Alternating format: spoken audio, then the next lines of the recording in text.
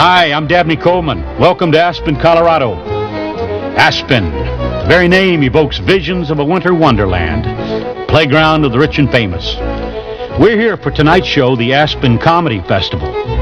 Why Aspen? Well, I asked the producers that, and they said, because that's where the festival is. That's the kind of guys I'm working with here. I think of Aspen, and I think of Gore-Tex. You know that sound that nylon-covered thighs make when they walk along? Don't you love that? And this is a skier's paradise, that exhilaration you feel when it's just you and the mountain, a feeling akin to flying, soaring over the snow. Everybody loves skiing. Hey, kids, having fun? Isn't that one of the producers? No, I guess that's just some other clown. The town itself? Quaint, picturesque. Here's the official shirt of Aspen. You know, it's all cotton. And beautiful people? You bet. Fashion. Check out those boots. Halston, I think. Hey, that's one of Martin Sheen's kids, isn't it? Isn't that Bucky Estevez? They all come to Aspen, you know. Uh-oh, here's my ride to the theater. Now, this is what my producers call a limo. Well, I guess we shouldn't look a gift horse in the mouth. Or something like that. Welcome to the Aspen Comedy Festival.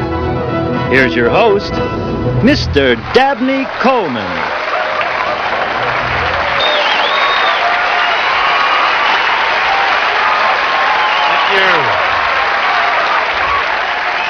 Thank you.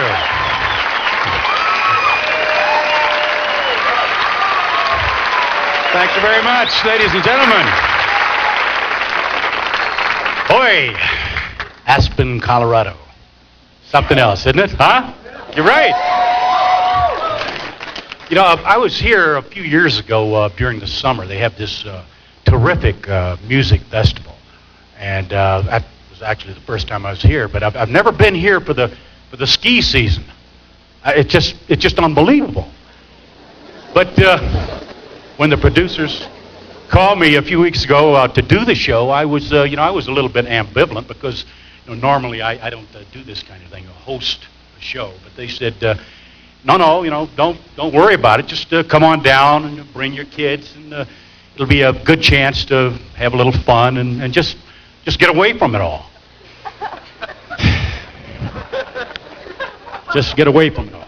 I've been here 36 hours. So far, I've run into half the population of Beverly Hills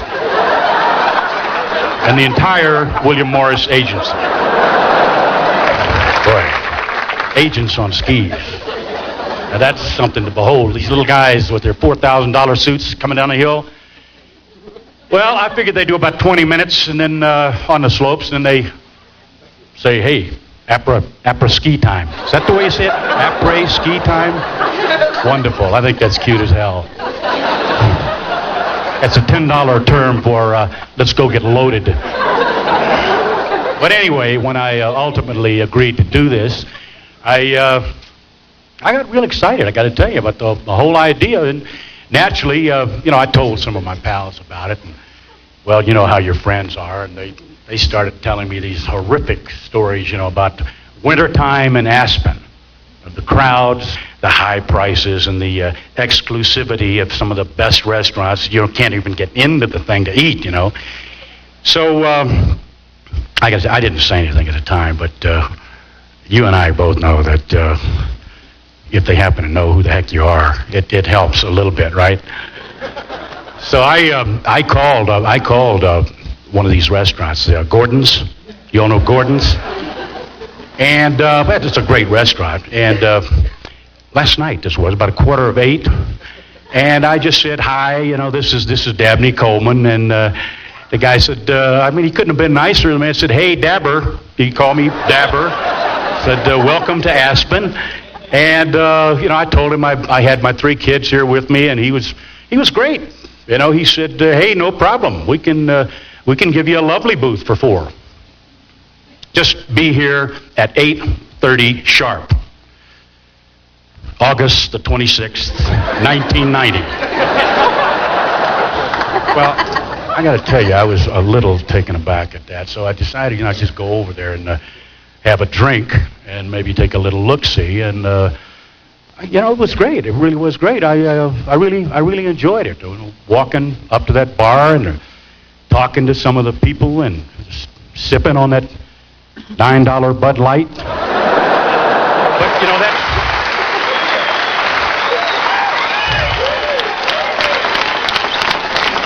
that was fun, you know, to me. I mean, because that's the kind of guy I am. But I have a feeling that that was about half as much fun as we'll have tonight, because I'm going to introduce you to 5 of the best up-and-coming comics in the country.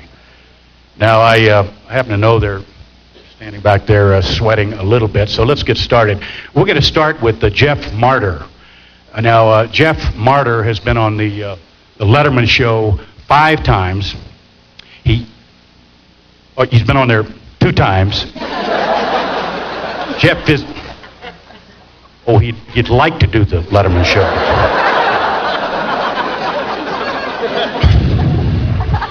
Well, here he is, ladies and gentlemen. Ladies and gentlemen, Jeff Marder. Let's hear it, okay?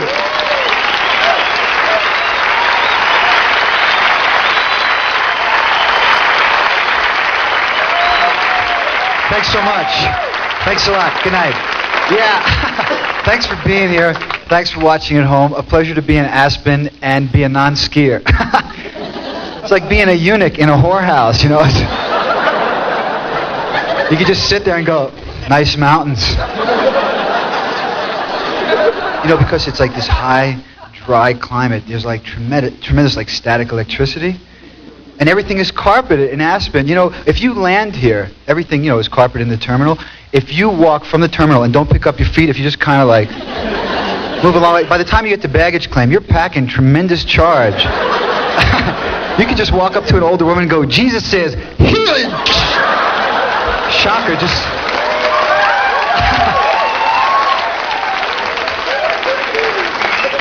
I don't know if you'll cure her or kill her, but you will definitely jumpstart the ticker there. But life is like that, you know, life is like a box of mixed chocolates. I'll explain it.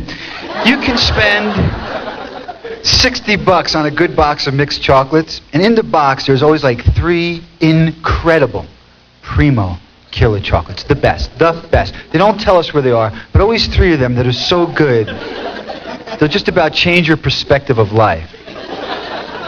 And the rest are filled with snot. Why is that? It's because shit happens, that's why. Stated generically, the powerful formula for life: we are born, and then shit happens, in that order. Now, shit is happening before we get here, but it's inconsequential because it's not our shit. Once you arrive on this planet, that's when your shit starts. So now that you know that, that will help you, because you'll know exactly what you're responsible for. People go like, you're late. Excuse me, sir, you bounced a check. You go, hey, shit happens. And they leave you alone because there's no rebuttal for that. You have hit conceptual bedrock at that point.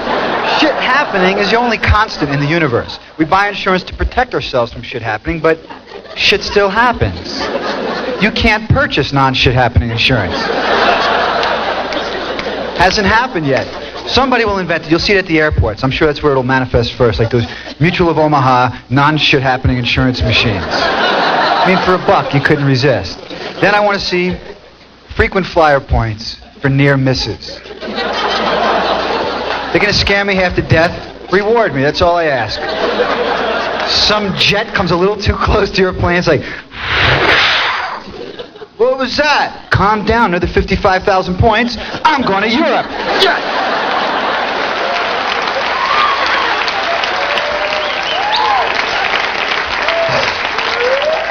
I hope it happens again. I'll take that cruise with a friend, give me that luggage, and put the rest on a gift certificate. Here's how you stop terrorism at no expense. Let all of us civilians bring bombs and guns on the plane. That fast, your problem solved. Some character stands up. Okay, man, I got a gun. We going to Cuba. Some grandmother stands up out of the smoking section. Pardon me.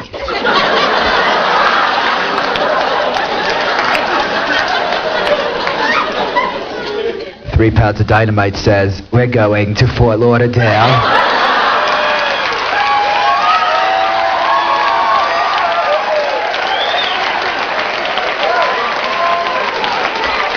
Now get me a Frangelica.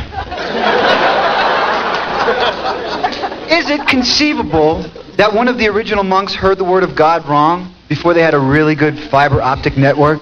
He gets to heaven, he gets it all straightened out. It's like, celebrate?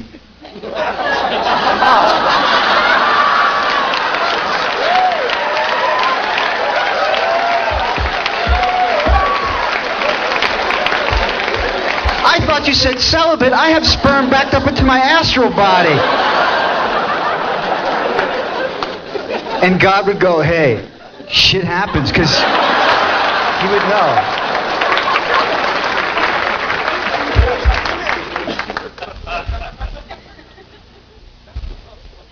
We begin now comedy for both hemispheres of your brain. One side of your brain controls linear, logical thought that'll now be represented by this microphone. The other hemisphere is a garage sale.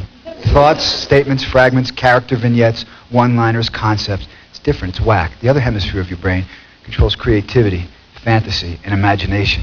And if you had my head, you'd have to babysit thoughts like this.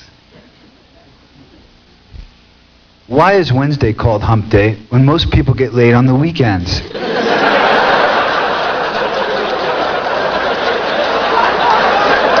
Why is easy listening music so hard to listen to?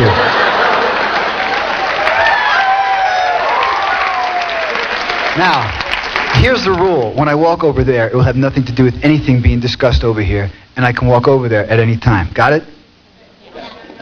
6 of you will enjoy this. The rest of you, pray for pictures. It's easy to catch on. It's very simple. I started this a few years ago. My friend said, Jeff, we think you're going through an identity crisis. And my gynecologist told me, if they say that, they're not your good friends. And he's right, because friends would support you when you're ovulating. Now,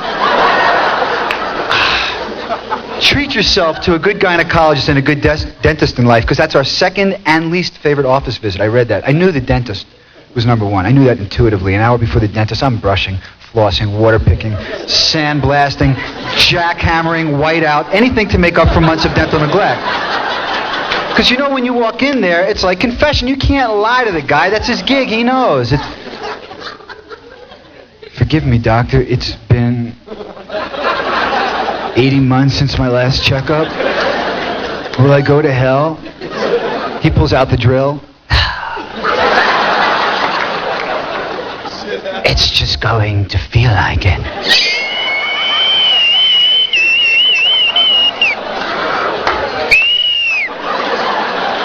You don't know if he's filling a cavity or putting up shelves. I swear to God, you could go in for braces and walk out with an entire entertainment complex in your face. He told me I grind my teeth at night. They love telling us that. You know what I do now before I go to sleep? I fill my mouth with hot water and coffee beans and set my alarm for 7:30.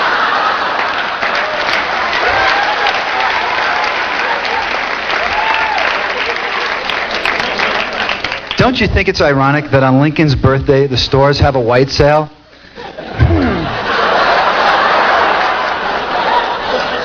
Some of these might hit you later, and that's okay. How do you think the American Indians felt when they first saw the Pilgrims? Great. Boat people.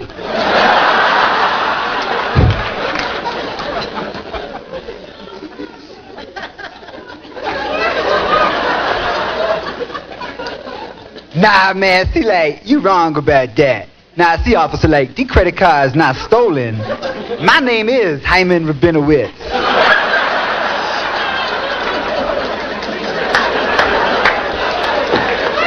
Yeah, sure.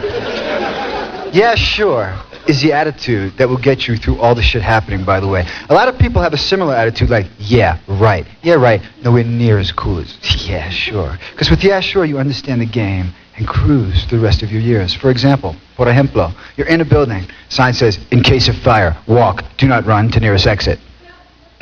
Yeah, sure. Case of fire, I'm sprinting to the nearest exit, hurdling fellow human beings. Make a payphone call, hang up the phone, take 2 steps away, phone rings, pick up the phone, the operator goes, excuse me, you've got to put in 70 cents for the last 3 minutes.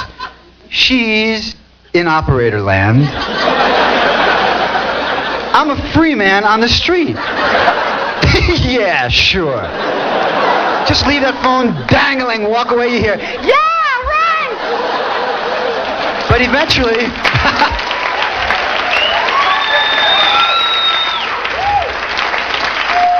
Eventually, she will understand because converts. Today Aspen, tomorrow the world. If women ran the Pentagon, would missiles be shaped differently?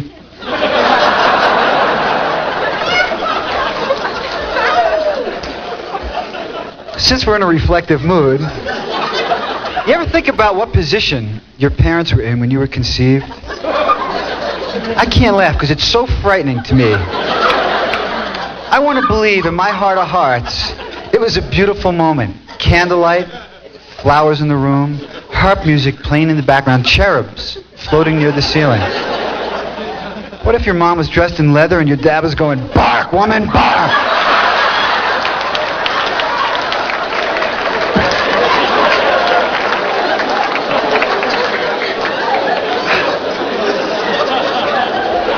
Nobody wants to believe they were conceived at a Mazzola party, and yet a lot of us must have been, because there are all those kids walking around going, party! Woo! Party! They can't help it. It's genetic, I assume. I'll say this, nobody gets pregnant that does not ask for it. Now, I know that's bold, so I'll back this up with fact/theory. Ooh, he's out on a limb. You're physically involved in the sexual act. You're peaking, climaxing, hopefully reaching orgasm, that beautiful moment, that jumping off point between body and spirit, and you start to talk. I think we're okay up until the point we open our mouths. Oh, God. Oh, baby. Now, this is a very powerful moment. You say, oh, God, you have got his attention. You say, oh, baby, that's what he figures you want. You know, there's a lot of energy. There's a lot of energy being released here. You better ask for something you truly care to deal with. Tone it down a notch or two. Go like, oh, God, a Range Rover. See the difference? It'll be hell passing through the uterus, but nonetheless, you don't have to send it to college. So there's a certain beauty to the whole thing. Thanks for playing wrong. Good night.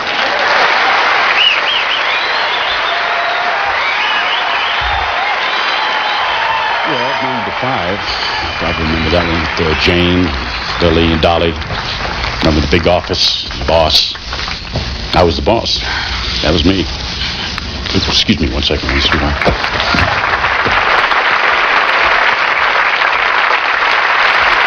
Thanks, Jeff. Great. Just great. I mean that. Now, the next guy is John Mulrooney. He's actually a close personal friend of mine. Well, he's an acquaintance. Actually, I never laid eyes on a man in my life. But let's give him a big hand, okay? John Mulrooney.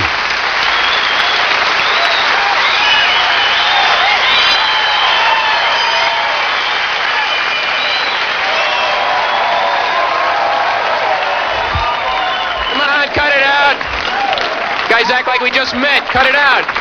Am I right, folks? We have the perfect Aspen couple seated over here in the booth. Are they perfect? That's Ken and Barbie of Aspen.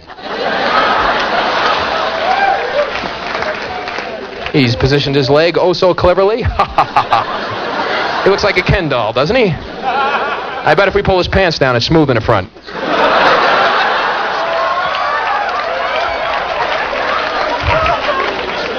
Look, he's going, ha, ha, ha. I'm going to kick his ass. Every time I see a good old boy sitting up front, boy, I just gotta, he is a big guy. Can we get you something, a keg with a nipple on it or something, you big, you see the size of this guy? He could like fart and knock down my summer home. Look at this guy. Come on, let's go beat up a Buick. What do you say?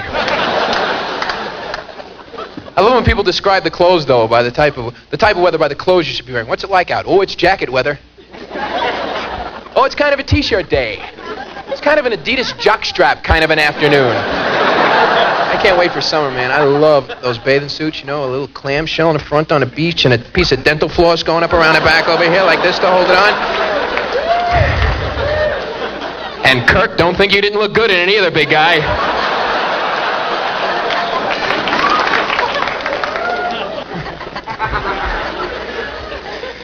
It was good to get back for the holidays. This is a very strange town that we're in. Some people here, it's a very heavy-duty attitude town. You know, these people are like, excuse me, dear, did I just shit? I can't tell. It doesn't stink.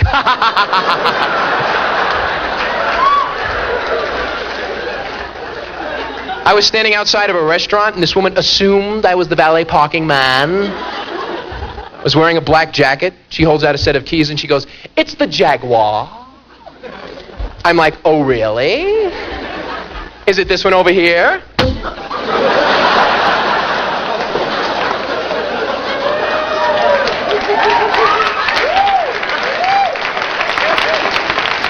You guys are great. Let's wreck this place, all right? All right, yeah. See, if I was in California, I'd go, let's wreck the place. They'd be going, hey, man, this is somebody else's property. Hit the road there, granola head, okay? When I first moved out to California, been living there 2 years, my real estate agent was showing me a house. He said, I don't know if you want to move in here. Rumor has it that it's haunted. And I was like, oh, really? By California ghosts? How scary. Running around from room to room going, totally boo.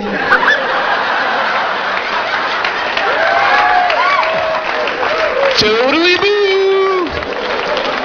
Boo for sure. You wake up in the middle of the night and you hear, dude. Dude.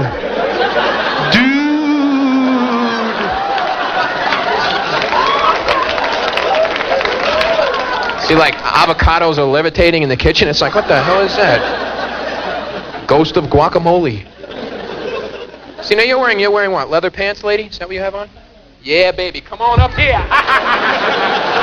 Bring them leather booties up here. See, leather pants are great. It's a nice warm theater. Wait till you walk outside. It drops 80 degrees. You're like, yeah, leather's happening. Isn't this great? That's why I'm glad I wore this. It's very comfortable. Now you got a leather jacket to match. You look like a Garmin bag. Very nice. We'll put a hanger in your head, hang in a closet, and call you Samsonite. These nights are best. Man, I love it. It's nice and cold. You sit by the fire. You make yourself an Irish coffee. That's my favorite drink. Here's a couple of stimulants to keep your body guessing. Caffeine and liquor. Right? You're walking around going, I don't know if I should drive because it's really pretty far. It's all right, I'll walk. It's not that far. I think maybe if I just come over this way, but I should probably stay here because I've been... That's right. Is there a gym open? Is there one nearby? I'd like to work out right now. That is why the Irish never conquered anything. You know? I mean, that whole drinking thing. 500 years ago, they were standing around going, well, okay. Now that you've all been briefed on our plan for the invasion of Europe, do you have any questions? Yes, Patty in the back there. When we arrive, will we have to bring our own beer, or will they have some first?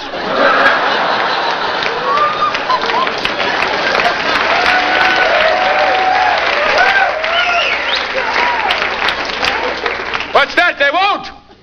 Well, then you won't be finding the likes of me over there.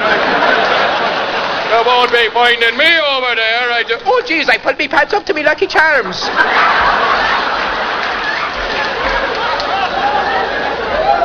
Oh, yellow moons, pink hearts, and they almost crushed me green clovers.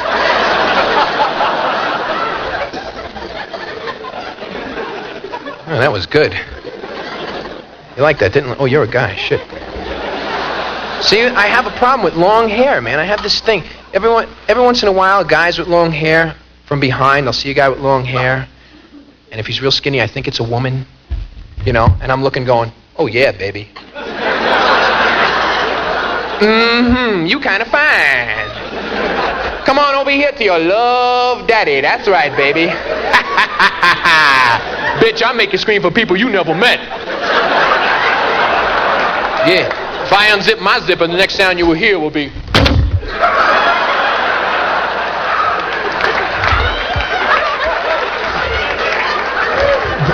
But then he turns around and you see it's a guy and you're like, holy shit. Oh, man, you're a guy and I had half a Woody. God damn it. I had half a Woody over a man. Jesus Christ. Now I gotta go beat up a bunch of faggots for no reason whatsoever. Excuse me, buddy, is there a power tool sale around here anywhere? God damn it.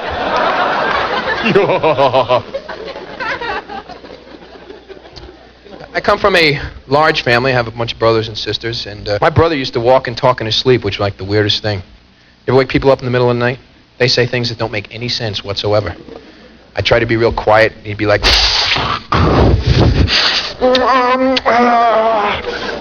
Yeah, sometimes the Hopi Indians would worship a desert god that would fly across and meet the bad people. Shut up! Where did you get that shit from? Mom was doing shots of Clorox when she was pregnant with you. Stop it. You're scaring the shit out of me now. Did you have a family pet there, Jeannie? No. You didn't have a family pet? We had a dog for 18 years. Please, sir, keep your date quiet. That was good, right?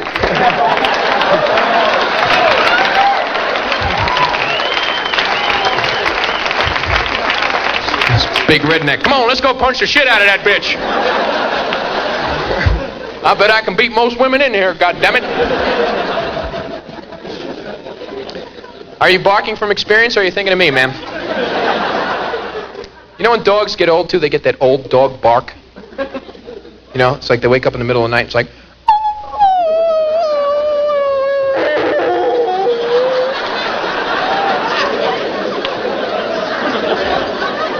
The hell is that? And they do it at like 4 o'clock in the morning. It's like, oh, what time is it? Oh, 4 o'clock. Time for a bark for no apparent reason. So, and of course, that would always wake my brother back up. Yeah, charcoal briquettes burn faster in the summer.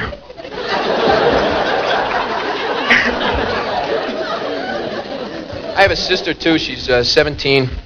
She's starting to date, which is really funny to me because these guys that she dates, you know, they think they're so suave bola. You know, they're walking up to the front door of the house, and I know in their head they're singing to themselves, "The summer wind came blowing in from across that sea." When they're really walking up like this.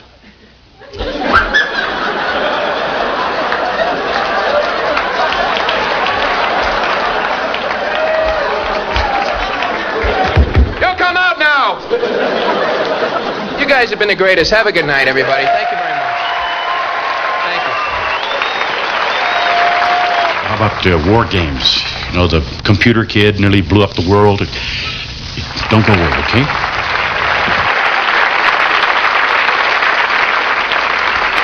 Thanks, John. Terrific. Don Reed is coming out here in a second. He's a real nice kid. You know, for a minute, I thought he idolized me. He told me how proud he was to be on the same show with me, and then when he walked away, he turned around and said, "By the way, have a good show tonight, Gary." Ladies and gentlemen, Mr. Don Reed.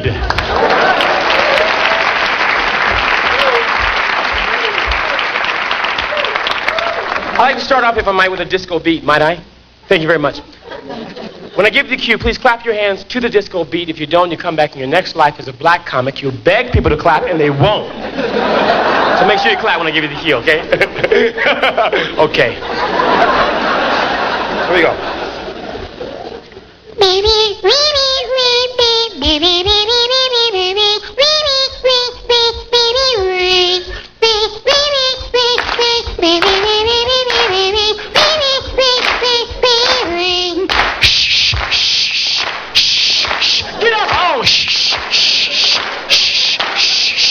Ooh, baby, baby, baby, baby. Ooh, baby, baby, baby, baby. Get up, oh, salt, salt, salt, salt, salt, and pepper. Party, party, party. Give yourselves a round of applause. We're gonna have fun. Oh. I'm feeling good. I just got back off tour. I was playing all the 7-Eleven stores in Zimbabwe. And I feel good about that. And now I'm here. Yes, sir. I know what you guys are thinking now. You guys are thinking, Don, you're pretty good, man. What can you do, Don? Can you do a one-minute rendition of Alfred Hitchcock's horror film, The Birds? Isn't that what you were thinking? That's what I thought. All right. Ladies and gentlemen, Alfred Hitchcock's horror film, The Birds.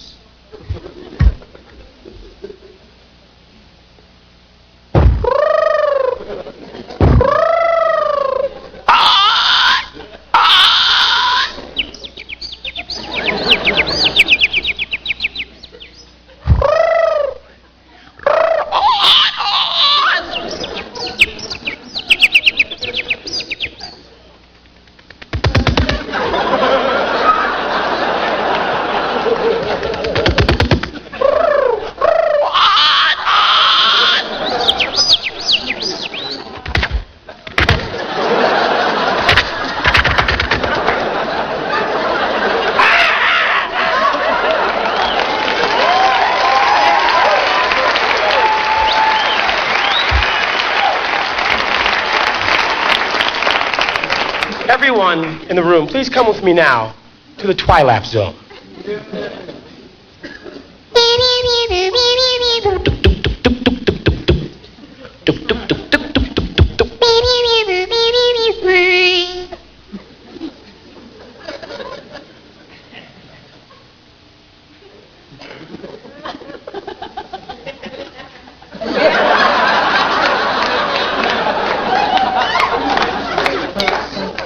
Picture, if you will, a man in the middle of a disco floor, dancing, believing that he's on the beat, but totally off of it.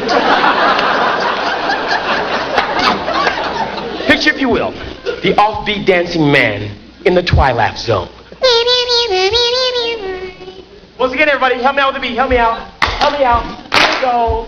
Oh, the offbeat dancing man. Ha!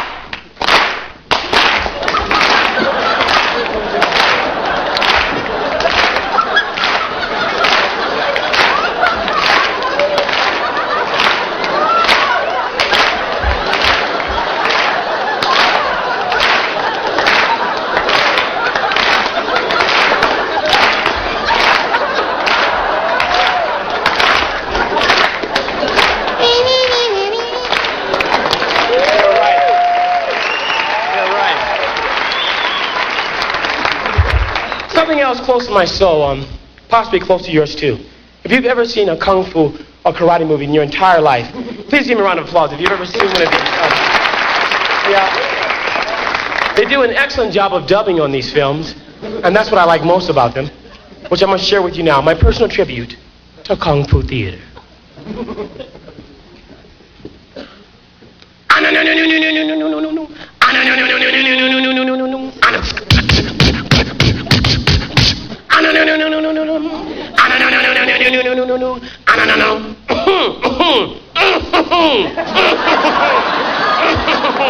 Hey kid. What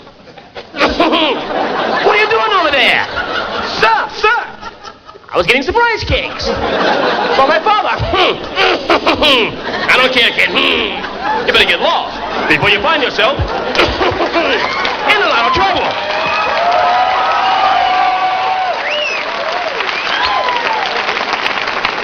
I'll get my brother on you. He's the best kung fu artist in the whole land. I don't care. Go get your brother if you want. Okay, but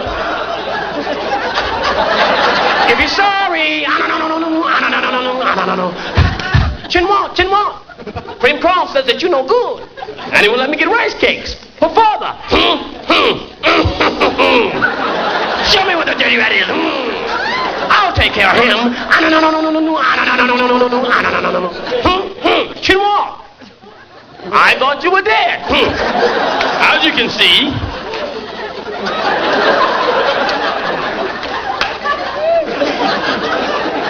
I'm not. Prepare to die.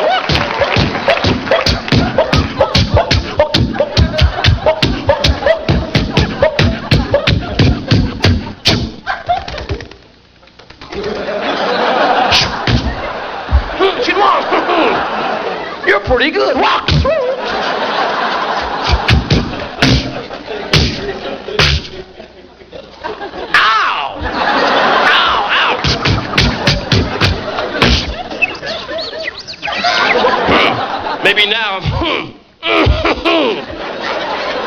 can live in peace. Ah, no, no, no, no, no, ah, no, no, no.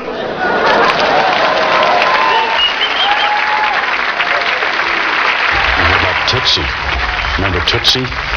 Dustin Hoffman played that little old ugly lady. Yeah. I was there. I was in that. Just give me 1 second, you know? Great. Terrific. Well, Fred Stoller is up next. Now, I know this guy a little bit. Now, to me, this guy is Aspen. He's handsome, he's rugged, and a very strange way, a little dangerous. So let's hear it for Mr. Fred Stoller, okay? But be careful.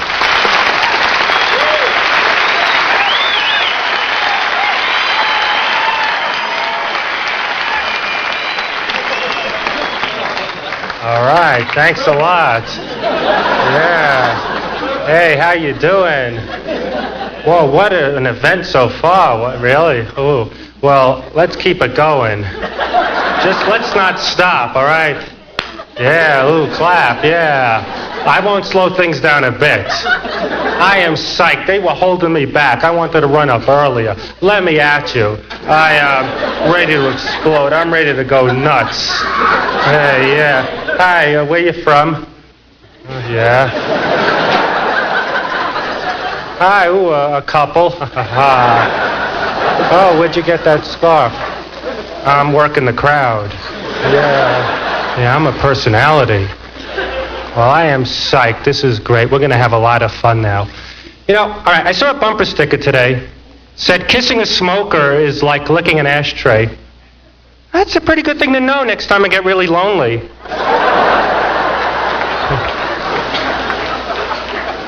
No, all right, it's a bad time, loneliness, I'll be honest. I currently don't have a girlfriend the last 7 years. So I'm doing good. Just got this girl pregnant. Yeah, I introduced her to a friend of mine. He owes me a favor.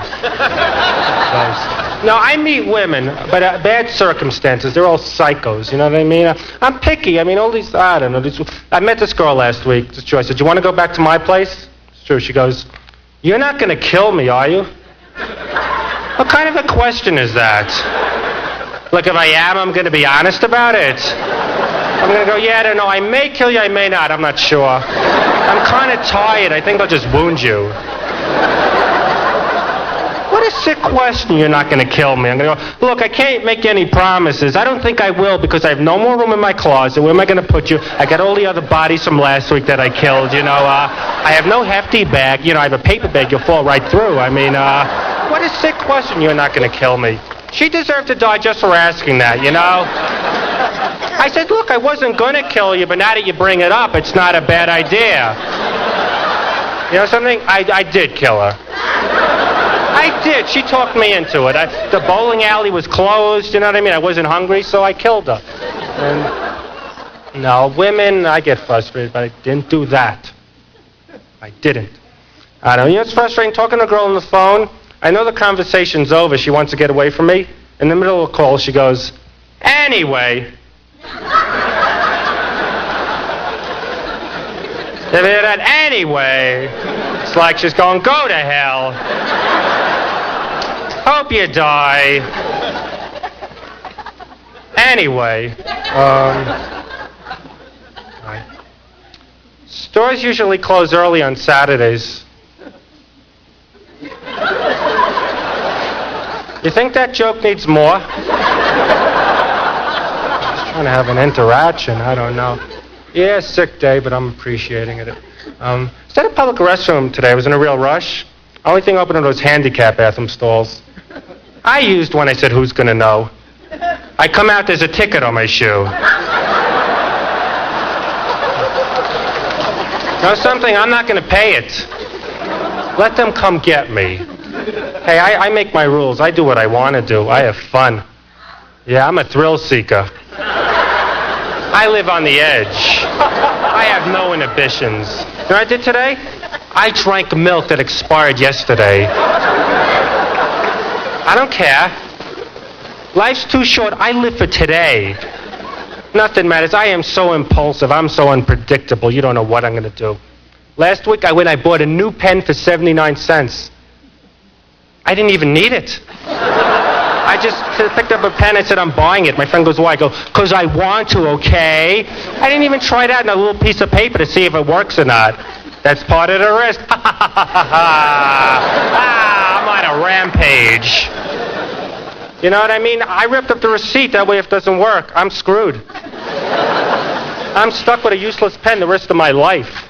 The pen was 79 cents. I gave the guy 80 cents. I walked the hell away. I do it all. I could dance also. I just don't know sometimes. But sex is fun. It's good. I work on the road. I was working in California. That's where I live now. I was working in San Francisco. I live in Los Angeles now. And I met this girl, and I brought her back to my friend's house.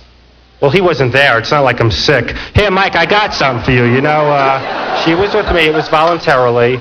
And we sort of had safe sex, sort of, meaning I didn't use a condom, but I looked to one for a while. I made the effort. If it was there, I would have used it. That counts as something, right? So we're having sex, and I think it's going okay. Middle of it, though, she goes, anyway. I don't need that.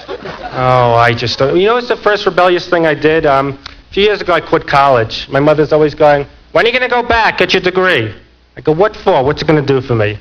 This is her reason. She goes, you'll be able to say you're a college graduate. You know, like I'm not able to say it now. I try. I go, I'm a kagagagoer. I'm a college gagagoer. Damn, 4 credits short. I almost had it. See, I wasn't really crying. That too is acting. I'll keep you informed. I'll let you know these things that are going on here in this very hot auditorium. But it's Aspen, and we're having fun. Yeah. There's not a lot of warmth and affection between me and my mother. I asked her about it. I said to her, Mrs. Stoller?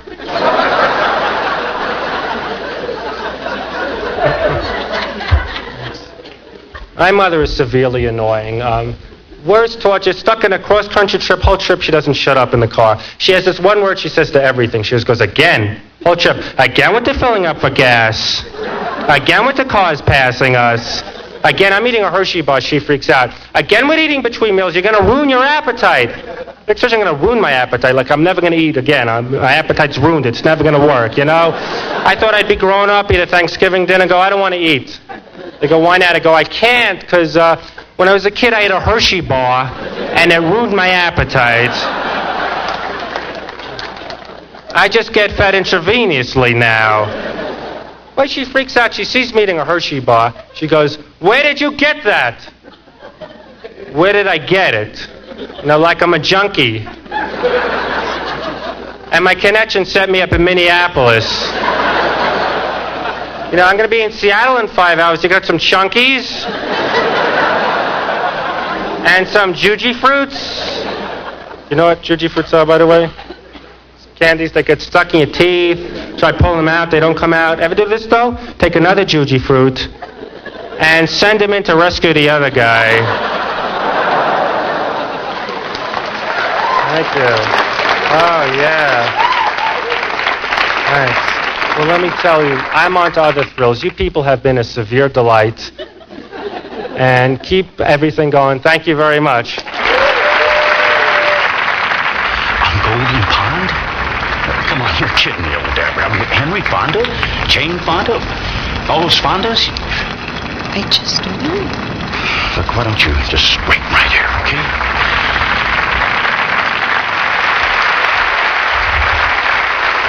Thanks, Fred. Great. Dennis Wolfberg is coming out next. Evidently, Dennis loaned some money to the producers for this particular show. So, would you give a real nice, kind welcome to the biggest sap I know, Dennis Wolfberg. Dennis.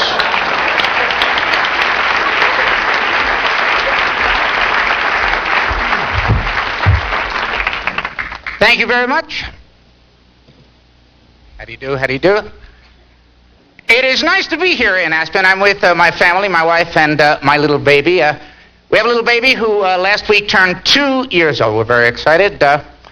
We delivered him 2 years ago via what they now call natural childbirth. Are you women familiar with this? The new procedure that was invented by a man named Lamars, the Marquis de Lamars,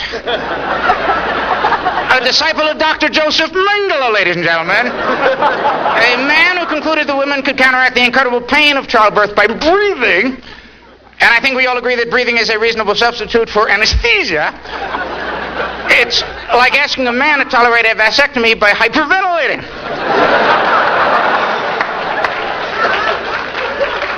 And Lamars expected the husband to be there so that he could witness this festivity. I didn't want to be there. This was remarkably painful for my wife, and there was nothing that my presence could do to really relieve this pain, and so I didn't see why my evening should be ruined too. She had to be there. I had options, it seemed to me. And I don't mean to sound insensitive. It is just a new entire procedure. To show you how new things have become, some couples now will film the childbirth. Can you believe this? They will film the delivery. Now, inasmuch as my wife and I had filmed the conception,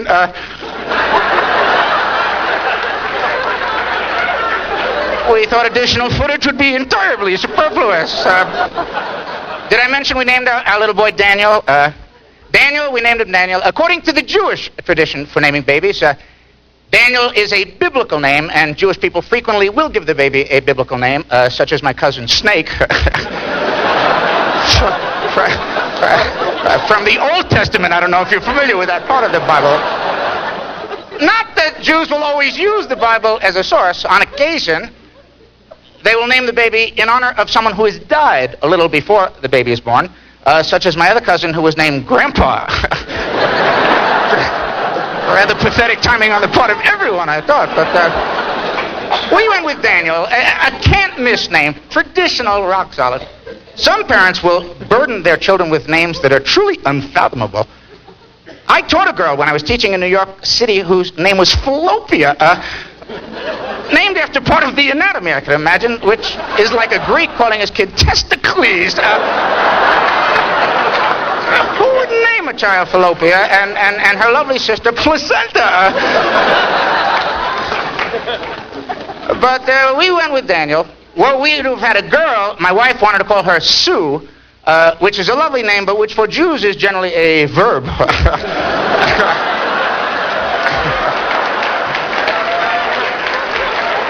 I don't mean to offend anyone. It's just part of our culture. Not that I'm a particularly religious Jew. I'm proud of my faith and my heritage, but I'm what they call a Reform Jew. And Reform Jews are the Jews who have updated Jewish tradition to the extent that other Jewish people don't think they're Jewish enough. And we were very Reform. Our rabbi was a part-time pork distributor, to give you an idea.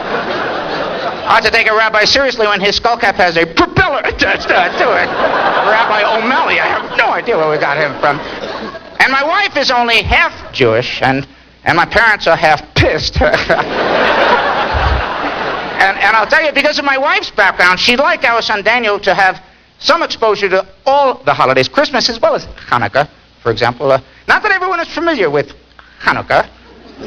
Well, when I was in Mobile, Alabama last December, where men are men and Jews are bait, ladies and gentlemen, somebody actually said to me, Happy Chaka Khan. Can you believe this? I said, a delightful Ozzie and Harriet to you, Billy Bob. Happy Chaka Khan. I love having a child. I'm deliriously happy. It's a new role for me. I was single for many, many years. I was single till I was 39 years old. That's a long time. And I know you're asking how such a spectacular hunk of granite such as myself could have escaped marital ensnarlment for so many years, but I was not, in fact, spectacularly successful with women, and I know that's hard to believe by looking at me, but go with me on this one and stretch your collective imagination, if you would. Some men have it, whatever it is. It's indefinable. It's like a chemical reaction that will excite women by their mere presence, and I had the antidote to whatever this reaction was.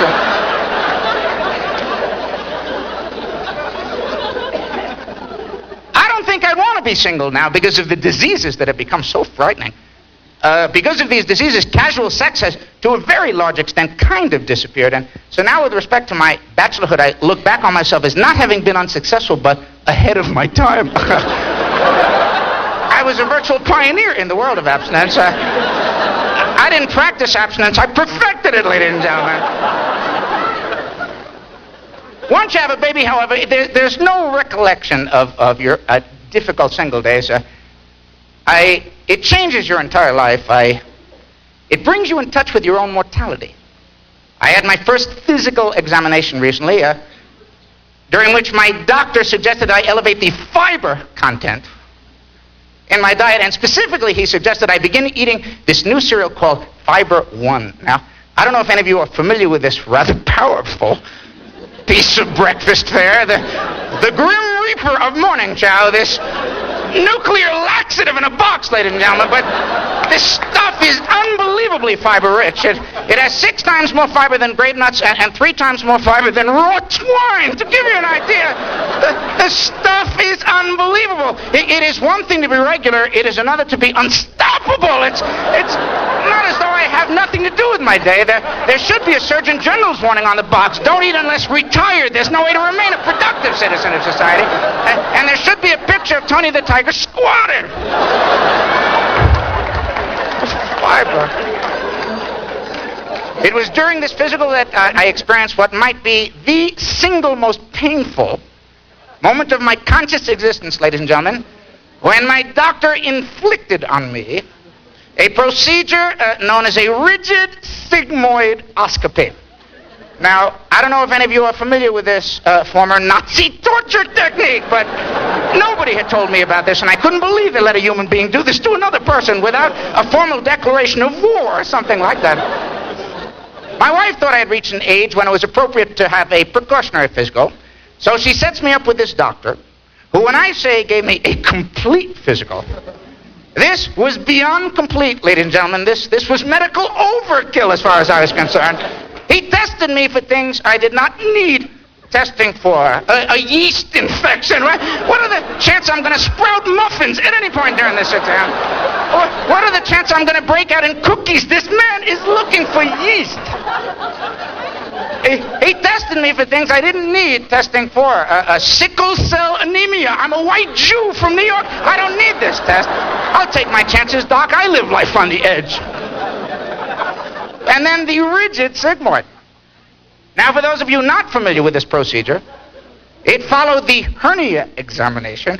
The hernia exam was just a warm-up for this doctor. And I've had dozens of hernia exams, and occasionally they are moderately enjoyable. But I had never had one quite as extensive as the one this doctor subjected me to. He was diddling and daddling down there for what I thought an undue amount of time. To me, if there's a hernia there, he should be able to find it within 15 minutes. It's not mobile. It's not playing peekaboo. It's there. It's not. But he's diddling and daddling. This wasn't an exam. This was a courtship as far as I was concerned. A romance. My wife should be as attentive as this doctor was, diddling and daddling.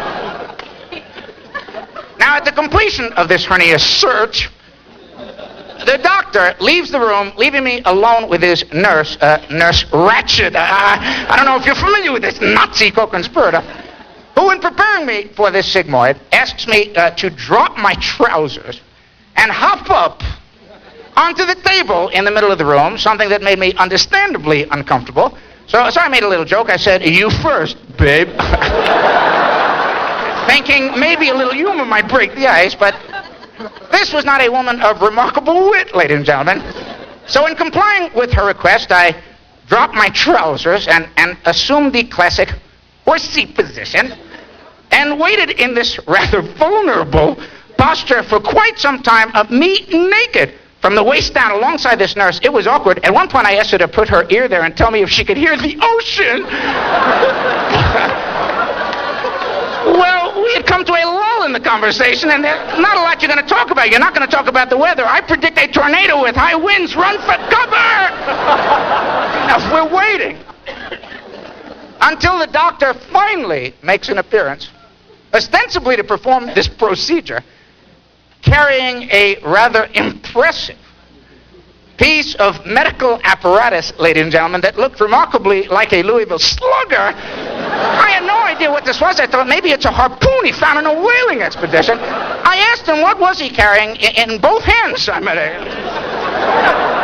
He said it was a sigmoidoscope, a camera that, despite its rather prodigious dimensions, he was going to somehow insert, not insert, but ram into me for the purpose of taking pictures of my colon. Now, ladies and gentlemen, I am 42 years old, and never has anyone requested pictures of my colon. I asked him if he wanted wallet size or an 8x10 glossy.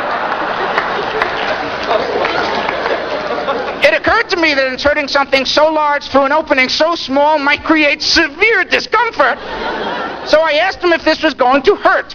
To which he said, and I quote, he said, "You might experience a slight cramp," he said, which is somewhat akin to telling somebody in the path of a tidal wave, you might experience moisture. A slight cramp, knowing full well the incredible pain he was about to inflict, he should have said, "You're going to wish you were dead, boy. You're going to wish you were never born." And at this point in the proceedings, with no foreplay, none, with no warning whatsoever, he launches this torpedo so that within seconds it was hidden. The cramp was in my neck. And as he began snapping picture after picture, I began screaming like I didn't think humanly possible, to which Nurse Ratched had the nerve to say, "You're scaring our other patients." I've got the Chrysler building in me. She's worried about other patients. I said they should be scared. They should know about this. In fact, run, Jews, run! Thank you, Aspen. You've been just wonderful. Much appreciated. Bye-bye. Wait a minute. I do remember you. Yeah. You were in Hot to Trot. Yeah. You were in the movie with the talking horse. That's right, honey. The talking horse. Exactly.